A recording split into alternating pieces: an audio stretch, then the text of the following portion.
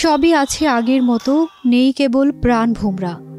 কোটা সংস্কার আন্দোলন ঘিরে নিহত শিশু কিশোরের পরিবারের অবস্থা এখন তাই। তাদের ছাড়া বাবা মা স্বজনের কাছে ঘর যেন স্মৃতির কারাগার। আকাশ পরিণত হয়েছে বর্ণহীন হাহাকারে, যেখানে নেই কোনো পাখির কলতান, স্বপ্নের হাতছানি। গগনবিদারী কান্নায় সবার জিজ্ঞাসা, কেন? কি অপরাধ ছিল? কেন তছনছ হয়ে গেল সাজানো ফুলবাগান?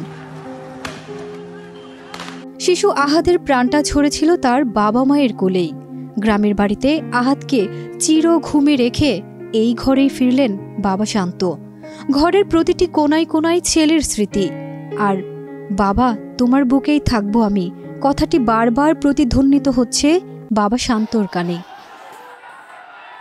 বাবা আবুল হাসনাত শান্ত বলেন, সেদিন সকালেও আমার বুকের উপর শুয়েছিল সে। বলছিল, আব্বু তোমার বুকে শুয়ে থাকতে ভালো লাগে। যখন অফিসে যাচ্ছিলাম ছেলে বলছিল, আব্বু যেও না, তোমার বুকে শুয়ে থাকবো। তারপরও যখন যাচ্ছিলাম বলে, তোমার অফিসে আমাকেও নিয়ে যাও। কে জানতো এটিই হবে ছেলের শেষ কথা। নারায়ণগঞ্জের ছোট্ট শিশু রিয়া গোপের বয়স হয়েছিল মাত্র 6 বছর। খেলছিল বাড়ির ছাদে। গোলাগুলি শুরু হলে তাকে কোলে নেন বাবা।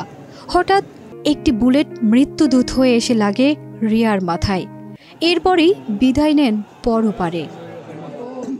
বাবার সাথে খামারে কাজ করত 13 বছরের মোবারক। দুধ বিক্রি করত বাসায় বাসায়। বড় আগ্রহ ছিল খেলাধুলায়। 19 জুলাই মিছিল করতে গিয়ে নিভে গেছে তার জীবন প্রদীপ। বিষয়টি নিয়ে কান্না জড়িত কণ্ঠে মোবারকের বাবা বলেন, ছেলে বলেছিল সে খেলাধুলা করে তার নেম প্লেট আসবে, তার নাম এসেছে, তবে সেটি মৃত্যু সনদ। মেডিকেল প্রতিবেদন আর আজিমপুর কবরস্থানে। এ সময় কান্নায় ভেঙে পড়েন মোবারকের মাও। টিয়ারশেলের ধোঁয়া ঘরে আসছিল, তা ঠেকাতে জানলা বন্ধ করতে গিয়েছিল 11 বছরের স্বামী। তখনই একটি গুলি এসে বিদ্ধ করে তাকে। ঘরেই মৃত্যুর কোলে ঢলে পড়ে 5ম শ্রেণী পড়ুয়া শিশুটি। 20 জুলাই বিকেল। টিয়ারশেলের গ্যাসের রাজধানীর চিটাগাং রোড এলাকা ধোঁয়াচ্ছন্ন।